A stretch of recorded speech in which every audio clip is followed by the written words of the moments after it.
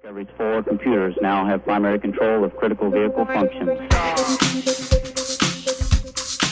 All right, everyone, welcome to today's ASRG webinar. But before we get started, I'd like to tell you a little bit about ASRG and get some of the legal stuff out of the way. ASRG is a non-profit organization founded to support the development of the automotive security industry. We have developed a platform and a community to share knowledge, communicate through networks, and to build value with collaboration.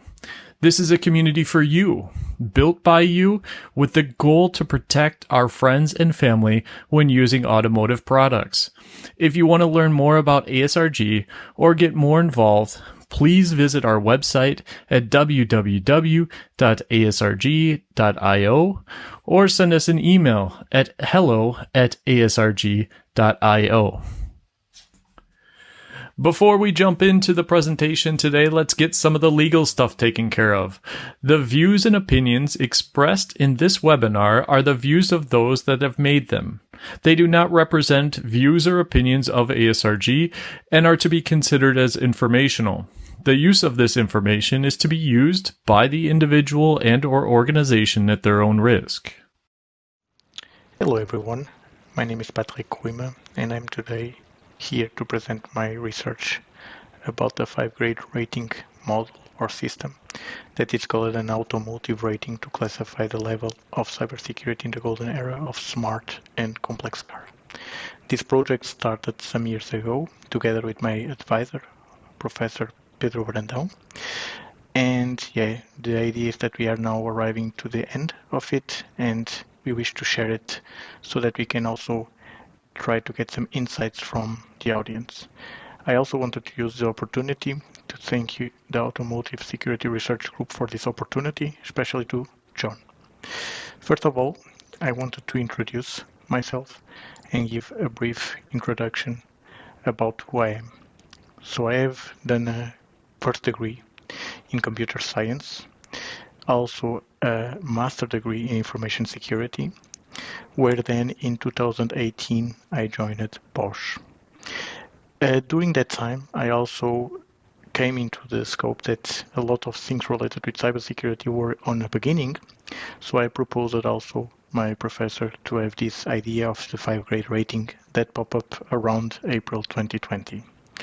So at the moment I am at Continental Engineering Service, starting around November 2020, and I'm still here, and I think a lot of the outcome of this research is also related with my experience that I got over the time in this company. Not only, but I will say the major part was within Continental Engineering Service and the people that I was able to know. For today, to the agenda, I want to focus mainly in these topics. That is, I wanted to show you what I really see, so what are that the people see about cybersecurity, what we see also on the automotive area, and also what are the solutions that we are building to try to put cybersecurity in a better shape. And then also speak about the rating procedure and then the conclusion of this research and already thinking about the next steps of it. So in general, what I think the people see. Normally the people are more preoccupied with the things that they use every day. So I think a lot of the impact that cybersecurity got in the people are mainly on their smartphones, are mainly on their IoT at home, and maybe also these gadgets, they also do not really feel or have an understanding about what is the risk associated to them in terms of cybersecurity.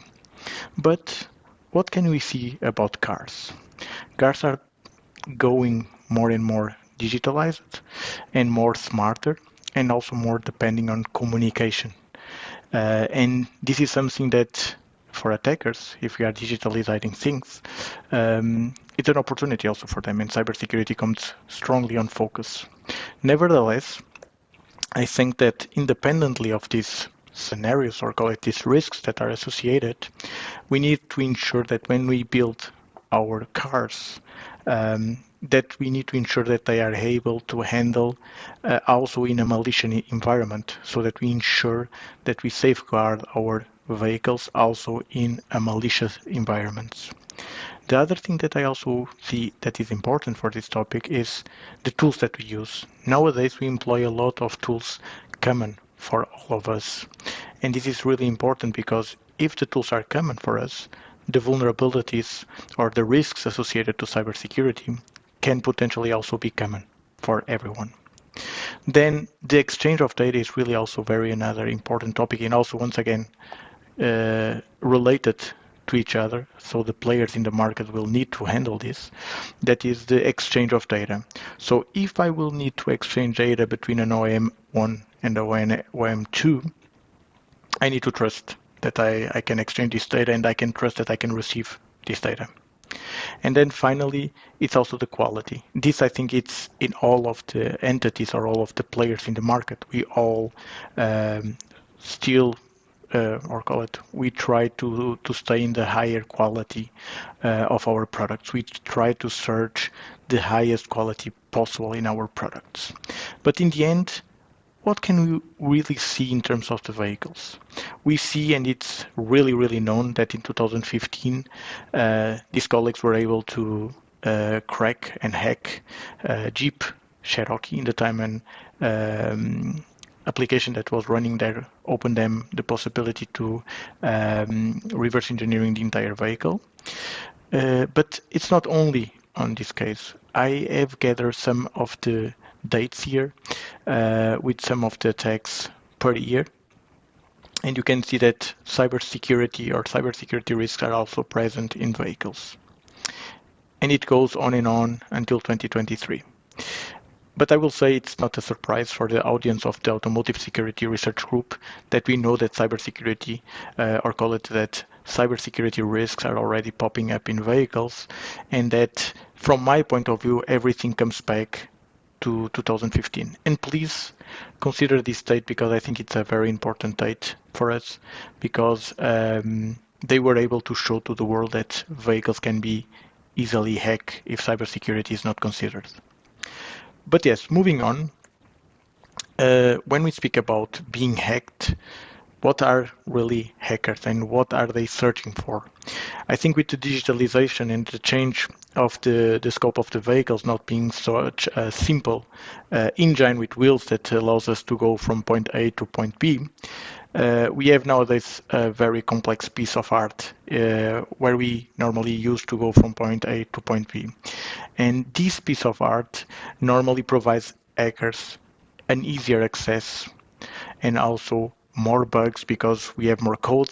More code is also associated with potentially more bugs, remote exploits, and also all of this will bring more entry points to our systems. But the big question is, why are hackers doing this? I will say some of them are doing it for reputation and also trying to bypass security mechanisms.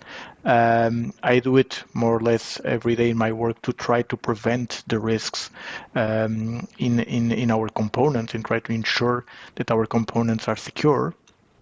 But if you look into not so much in a white hat approach, but a more black hat approach, what the people are searching is really to gain something. Money is one of the main parts. But let's see this in numbers.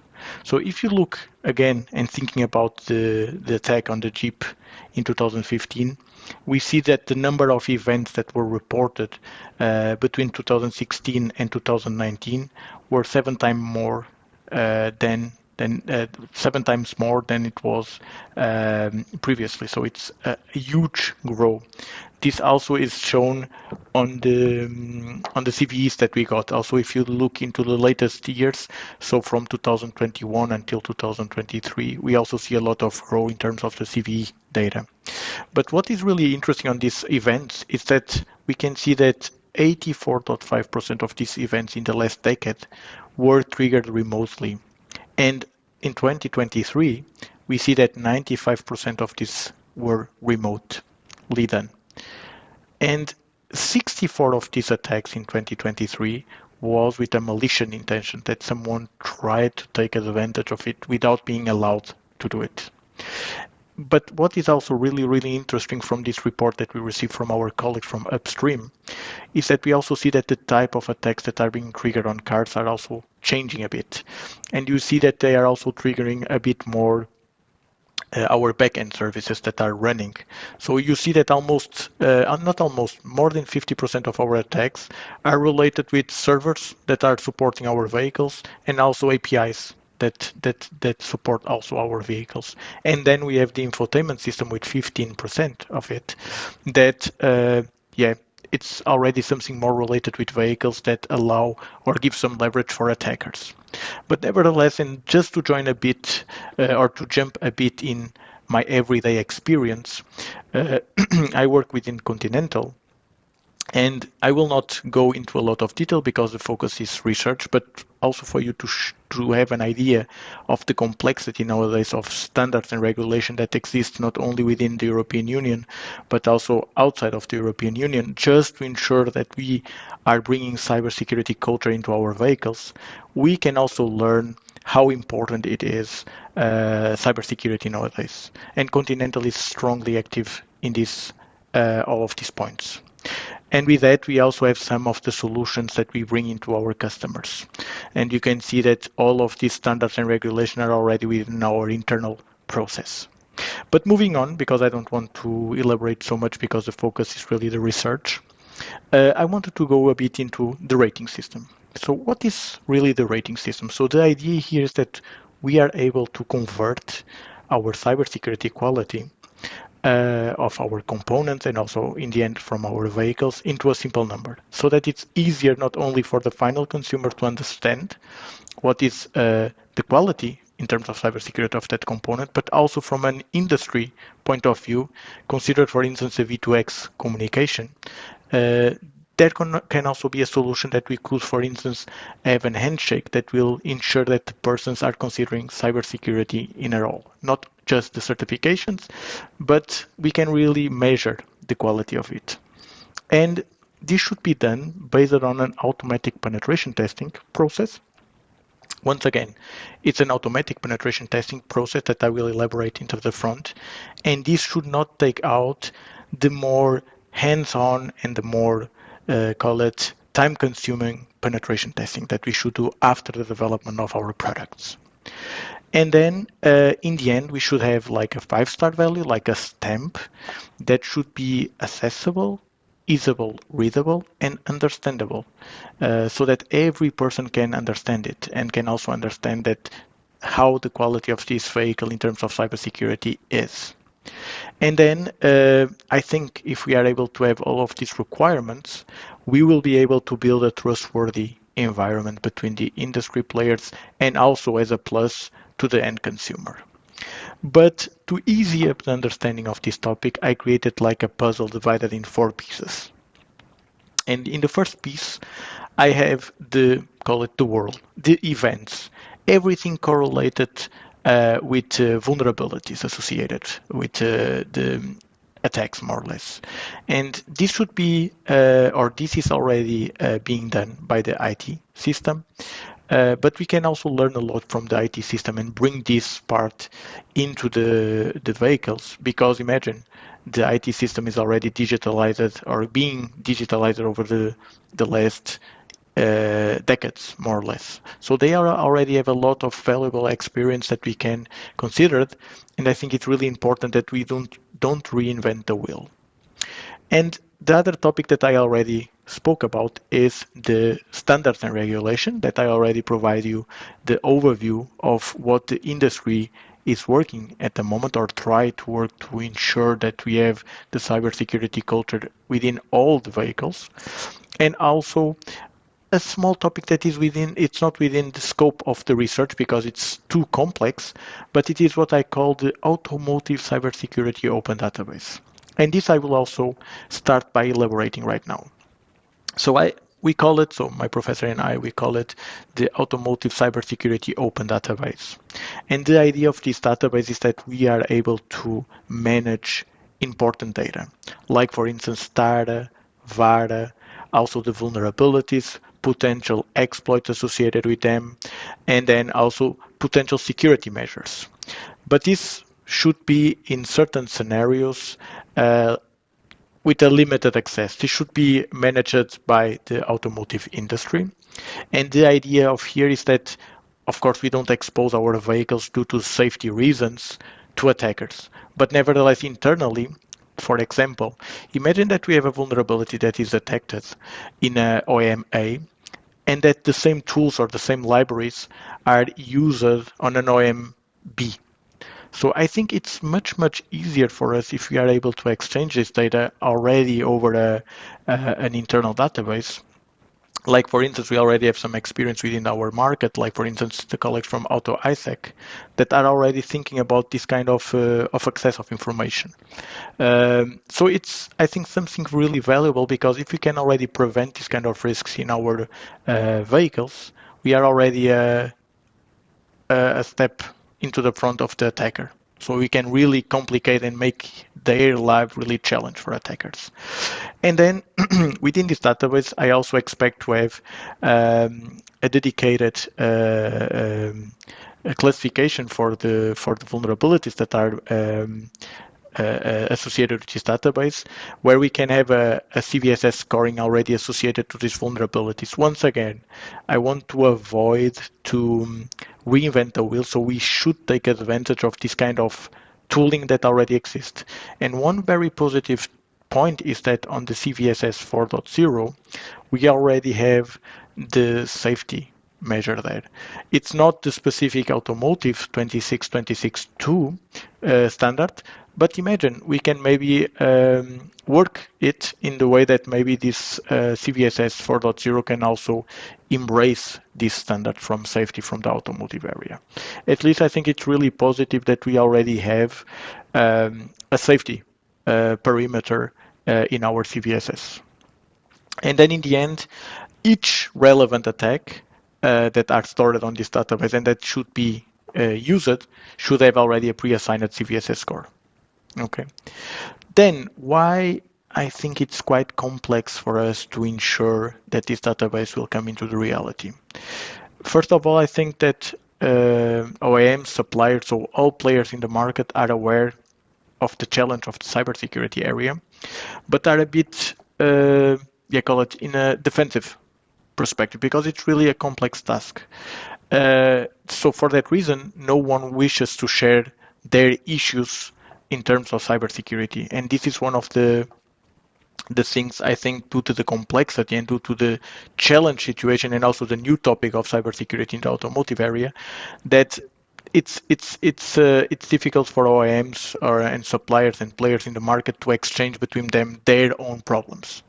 But I think, once again, like I explained, I think if over time we think about this interdependency and also this interconnectivity dependency that we have, and also the tooling that we are all using, I think we will win if we are able to exchange this kind of information securely. Okay. Then also sharing and exchanging, like I was explaining, will have a key role in our area, because like the IT system is doing it, if we are able to exchange the problems, we can also resolve it together. So we need to find a way that we need to stick together, because in the end we have a common problem, that is, the hackers are trying to break our vehicles. We need to protect this. And then how to manage this new and legacy data on the database is also a challenge, but this should also be handled by the manager of this collaboration, or call it also the responsible to manage the database. And then, of course, I think it's, once again, the key part and the key role of the sharing and exchanging is really connected with this interconnected dependency, and also interdependent of course, in this revolution, because in the future, we will need to exchange data between us. But this, once again, it's a requirement for the 5-grade rating. And if this database exists with all of this data, I will also then enumerate the options that we have in the front or in the end of the presentation. But if we have this, we can then move on into a more complex environment. And this is, as you can see, then the below part, the blue, and then also a part of this computer rating component level, and also compute the vehicle rating exists now. we have an opportunity for it. At least I was thinking about a chance together with my um, Professor Pedro Brandão, and also, of course, my peers at Continental, and also the people that I was meeting over the conferences, and also the places that I went together with Continental. It's always a chance to learn. And only with this type of exchange of learning it's possible. But how can we do it? So I build it in such a way that we should always consider our standards and regulations. And we have the open database available. That is also an input for the research and development phase. After the research and development phase, we will have a check on the evidence, on the security evidence. If you want to put it in that way, we want to check if the TAR and the VAR are matching our catalogs, and we also want to check if the component will have the necessary evidence for the UniCE CSMS. This is the main part. If this is done, together with the safety level, because the safety level will then specify the complexity of the penetration testing. So for instance, imagine that we have a pen testing that will be for a QM system, maybe a simple one is enough. But if we will have something with an ASRG, then maybe we'll need to have advanced penetration testing or automatic penetration testing. And this will be then also described on the attacks that we will collect. But how does all of these blocks work? So starting with the research and development part and moving on for the component level rating, first of all, we will get normally the customer requirements. So we need to understand what is the expectation from the customer for that specific project in terms of cybersecurity. Considering this, we will move on with our risk analysis. So we will consider the TARA, so the threat analysis and risk assessment, the VARA part, and then with that we are able to build our concept because we will be able to understand the risks, we will be able to understand the customer requirements, so we can create the concept that will then also fulfill all these needs. After that, we will implement it, and we will also do this verification and validation part. Also really, really important. You can see above on the verification and validation table that we also have that penetration testing. And this is, like I said, it's not excluded that we need to do a penetration testing, but this is a more hands-on penetration testing. It's you send your component, you will want to check and you want to check if it is secure. And the way that you do it is that you give the authorization for a penetration tester to test it. And this is not excluded from the idea of this research because we just want in the end to run an automatic penetration testing to identify certain risks that we consider to be, call it almost trivial risks that are not acceptable to be in the roads.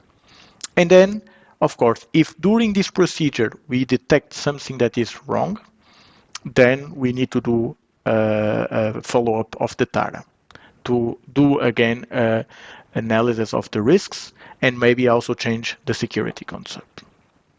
Like I explained it, so in this case, we were more or less ending the development of our product, and now we need to check the evidence in terms of cybersecurity culture, if you want to put it in that way. And the first thing that we check is that are we UniCE Air 155 compliant? Yes or not?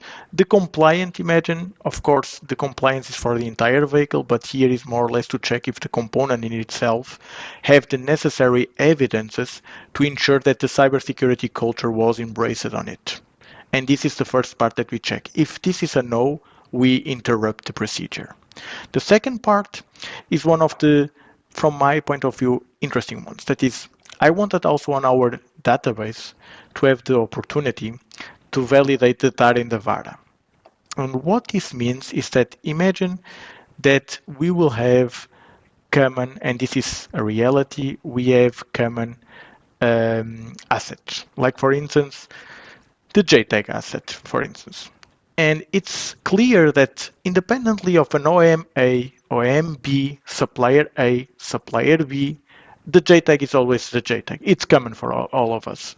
So I think it makes also sense for us to specify already common assets, an entire risk analysis. And this risk analysis will then also simplify the way that, first of all, we will do our risk analysis, so our tasks, because it will, if it is generalized, we can speed up, and then the analyst can focus specifically on the task that he needs to focus. It is like, for instance, more complex assets, or call it other tasks that are not common, more or less, and that we can already get an automatic risk evaluation. And in the end, we can also check, imagine if N OEMs and N suppliers can agree, for instance, that the likelihood for the JTAG is this value. The impact of the JTAG, or the impact of a specific scenario on the JTAG is this scenario, we can have a common risk and also validate these risks. Another positive thing is that for these more common assets, we can also reduce the risk of a person with more experience or less experience do mistakes. So we can already ensure that really these assets will be properly done and properly evaluated in terms of the risks, considering already a lot of experience from the industry and not just from that specific analyst or from this specific company or OEM or supplier. And in the end, if all of these evaluations, so the TARA and VARA catalogs, are validated, we have the evidences for the UniCE, we can just say, okay, we are ready to collect the state-of-the-art attacks. And the way that we collect the state-of-the-art attacks is based on the safety level. Once again, like I explained it, if we have something like that is QEM, maybe we'll do some beginning penetration testing or an initial penetration testing more simpler. But if we have something that is really critical in terms of safety and we have ASLD, then we will need to have an advanced collection of state-of-the-art attacks. But how do they look it? So once again, just move a bit back just to understand we are now on a vehicle level and we have our components within our vehicle. Initially, the obvious approach, it's really to go with this penetration testing in the direction that I will just go to the outside in, because this is the common approach. That is, an attacker will just try to break a window maybe, or try to access to the CAN bus from the outside into the component. But this don't mean that your component is secure. This only means that from the outside into the component, you are able to check it. So over the research, one of the things that we also considered is the inside-out approach. That is, we will go from the outside into the component, but then also from the component into the outside. And the way that this is described is in the following way. So we will have the rating system. You can see in the right side the categorization of all of the, at least the ones that we selected, potential areas or categories of attacks. And it goes from the outside in, where you can, for instance, have the physical attacks for the network attacks, or also the remote attacks. This will then include CAN, Ethernet, LIN, FlexRay, Bluetooth, Wi-Fi, etc. And we also have the part of, if you are success, you can go into the ECU level attacks, and then you can dive into that component specifically. Then, if you just go throughout the inside and then you go out, you include all of these attacks, and this is the approach on the right side. But for this, we also need some rules. And the first rule is that we need to have already a 5-star value determined by assessing the pre-approved industry attacks to take into consideration the safety level. What this means is that imagine that we have today X amount of attacks that are authorized to be executed depending on the safety level. And this needs to be already predefined and already with a specific CVSS value. And if we have any successful attack, imagine that we are doing the inside out, we execute some CAN attacks, and then we detect a vulnerability on this automatic penetration testing that is below 7. If it is below 7, it's fine. So we consider it to be not so high risk in terms of the rating of the CVSS.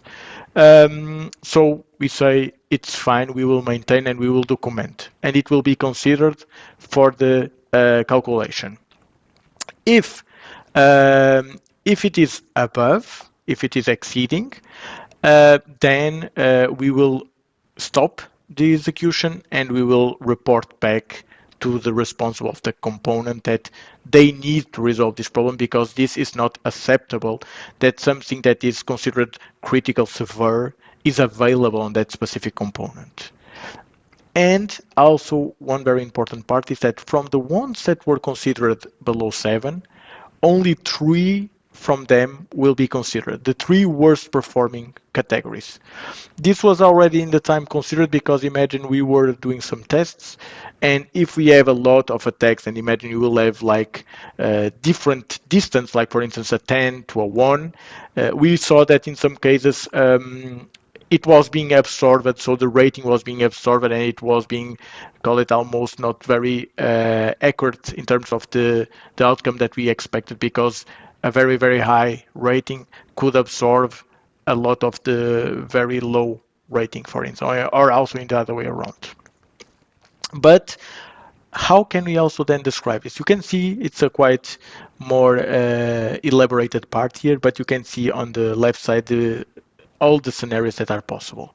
So if we will have anything below 7, we will then consider, if we have 3 vulnerabilities, we will have the case 3, where we will consider that the worst case will be 0.6, the medium case or the intermediate case 0.3, and then the lower case 0.1. And these are the weights that we apply to our formula. If it's only 2 cases, so we only have 2 vulnerabilities, then we consider 0.6 and 0.4. And in the case that it's just 1, of course, we will consider it in a total as a 1.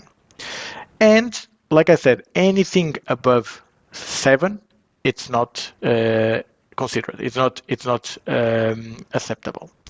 So if the 3 worst performing categories are available, we will then, like I explained, apply the weights to the formula, and this will then give us the formula for from 0 to 10 in the base from the CVSS.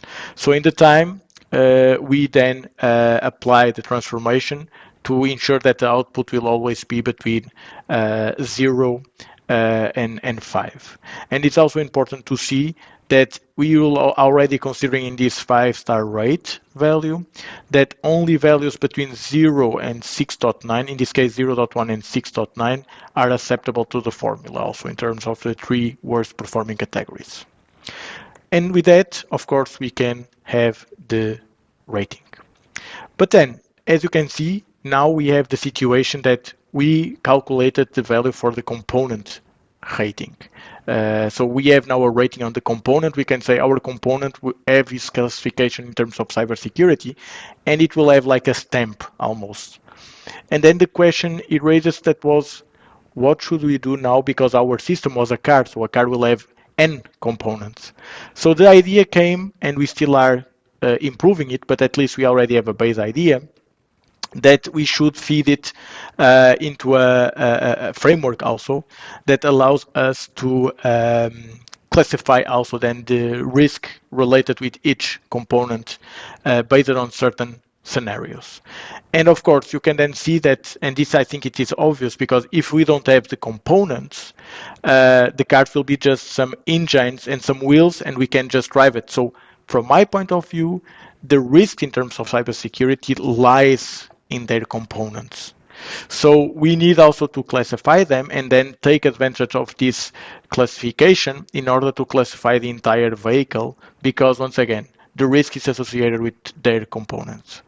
And then, of course, we can then derive the vehicle based on call it on some weights and also prioritization of it. So we classify all of the ECUs. Imagine that these 4 ECUs that are available will have their specific classification.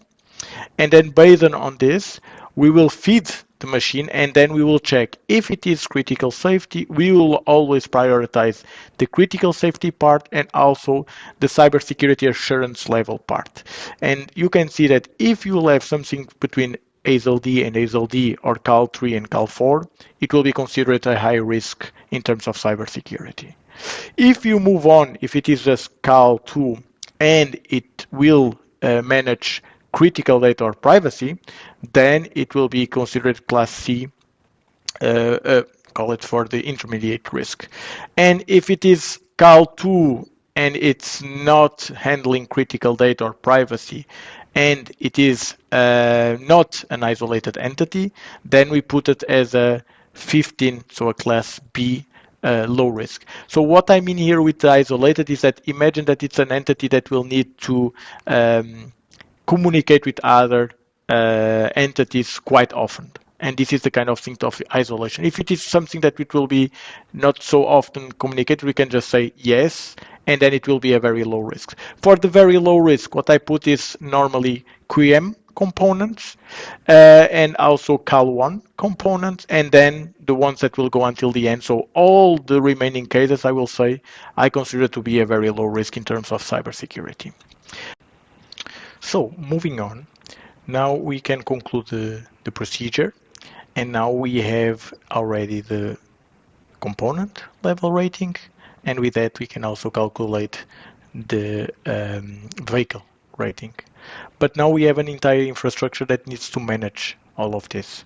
And with that we considered a future vision where we include all of these options, also considering a lot of lessons learned from the IT area, or at least my experience considering all of this everyday work in terms of the IT and also my experience.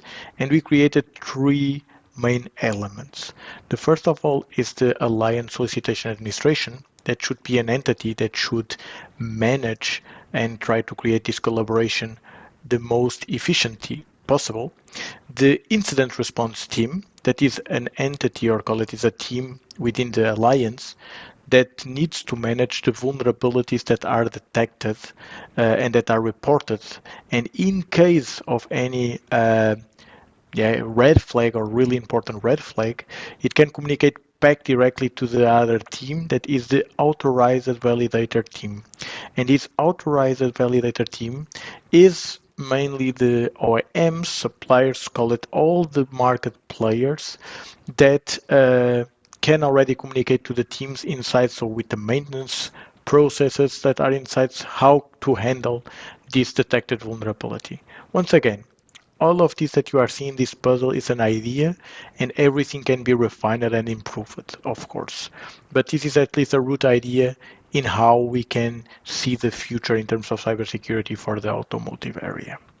But moving on in terms of the Automotive Alliance, like I said, this alliance should be chosen or should be made ideally by already a known alliance, and this alliance should be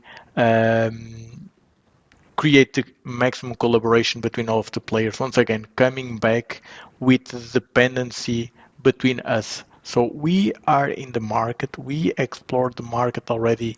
We already have OEMs with more than 100 years in the market. We already are in the market for so long. But nowadays we have an issue, that is we have a common enemy, that are these hackers that want to explore our vehicles without the authorization. And it's only in our hands to try to prevent and make their life always challenge. Because as we know, it is a base from cybersecurity.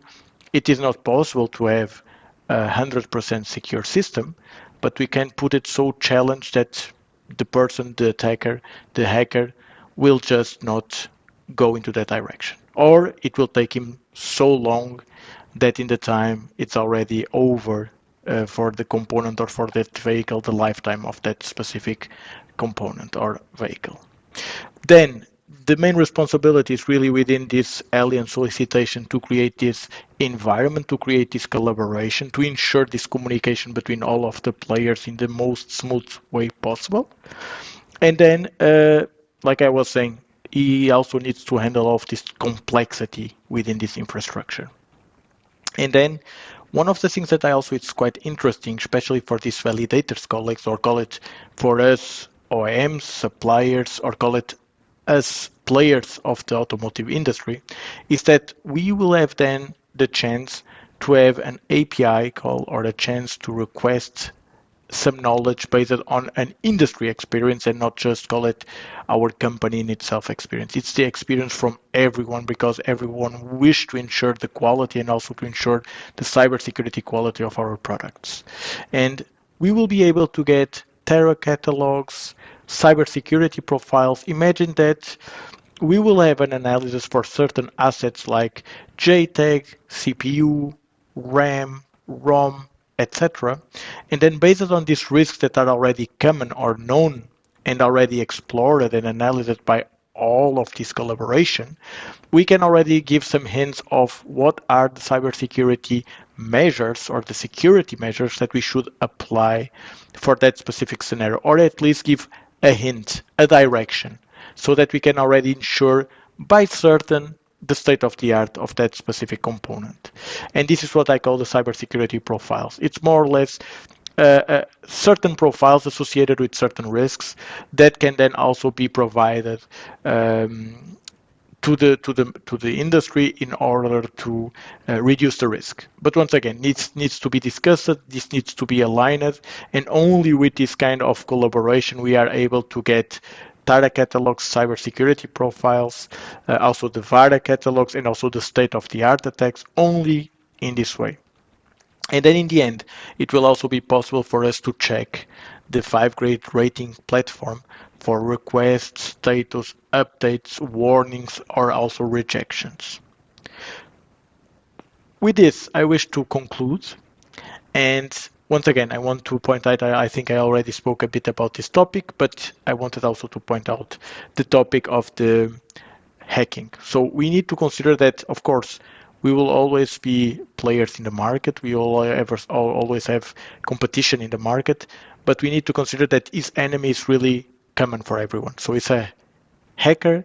They will try always to break our systems, and they are not looking into OEM A, OEM B, or supplier A, supplier B. They will just explore it. And this exploration can also bring issues for everyone, not just for that specific player that was attacked. And then, of course, I think if we are able to understand the quality of our components and from our vehicles, we can also have a trust boosting. So we can understand that we have a way to translate the quality of our vehicles and components.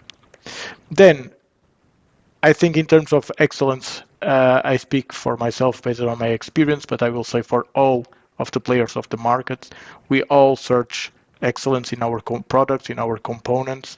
Everything that we build, we search for excellence, but this excellence is special because in this case, we also search to ensure that in any circumstance, our vehicles, our components will be secure also within malicious environments.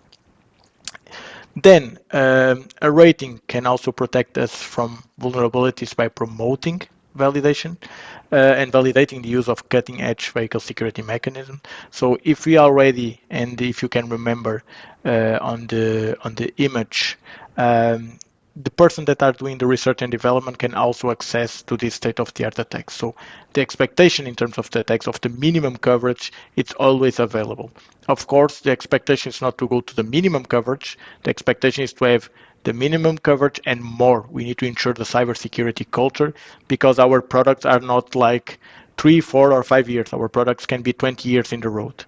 So we need to ensure that these products are done properly from the beginning. And also, I think one key note that I also want to mention is it will also win the entity that will be able to update the system as quickly as possible. And this is not just for a specific OEM. I think all of us need to consider this, that is, if something is detected, if we have a zero-day vulnerability in the road, we need to find a way to quickly resolve this issue and don't give a chance to attackers to take leverage into our systems. For the future work, and this, of course, once again, first of all, the database. It's one of the topics that is really complex, and I think it will give another research. So this is a Ph.D. research, a doctoral research, and I think such database, such complex database will also give just for this topic an entire research. Then of course, trying to understand the implementation of this idea in our industry. How could we implement this strategy in our industry? Once again, this is my idea. This is a discussion with my professor over the years. This is a discussion with all of my peers in Continental. This is my experience live that I am bringing into a, from my point of view, root idea that is now starting. I am certain that the experience associated with other people from other OEMs, from other suppliers, call it in general, in the automotive industry, could by certain improve my idea and bring it into life in the future. And then managing new vulnerabilities and ensuring up-to-date ratings. This is also another topic that is quite interesting and challenge, because how can I handle that someone will have now a vulnerability that is critical and yesterday it was not? How can the alliance handle this? How can this be done? And then the cybersecurity assurance level should also be empowered here.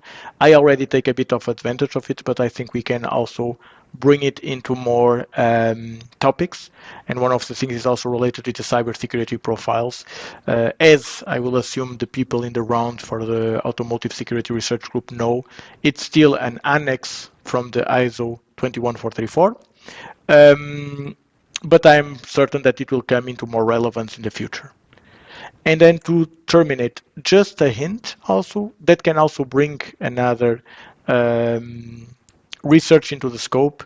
That is the way that we could, for instance, have a dedicated handshake mechanism between our vehicles. Imagine that also with the development of our architectures could also be possible. But imagine that in our architectures, when I exchange between one component to another component, if it is from different suppliers, we need maybe that to fit it's a bit more easily because it's on the OEM side. We ensure that we have this matching requirements more or less in terms of the cybersecurity rating.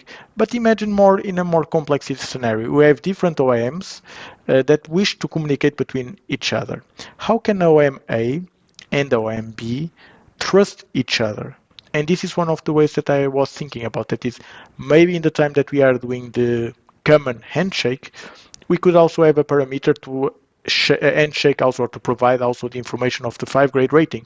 And with this, the person can understand and also create levels of access, maybe, I don't know, for that specific vehicle to communicate to another one and vice versa.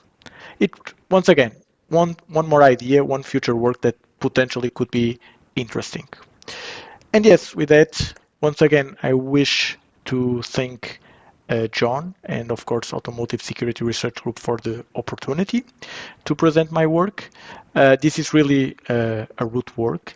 And one of the things that I also wanted to ask you is if it is possible for you to answer a survey. The link is below, but you can also use the QR code and jump directly to it.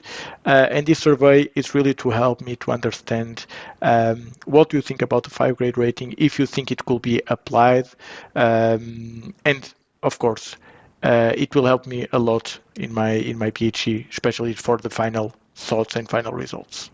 And then any question, please feel free to contact me. I will be more than happy to hear about you and if you have any ideas or contributions. And also, interesting point is within the survey, you can find also my papers, both of them, and that were already released and are available on my ResearchGate page. And if you are interested to have more details about it, feel free to open it. But nevertheless, once again, thank you very much for the time. Thank you very much also Automotive Security Research Group for the opportunity. And thank you all.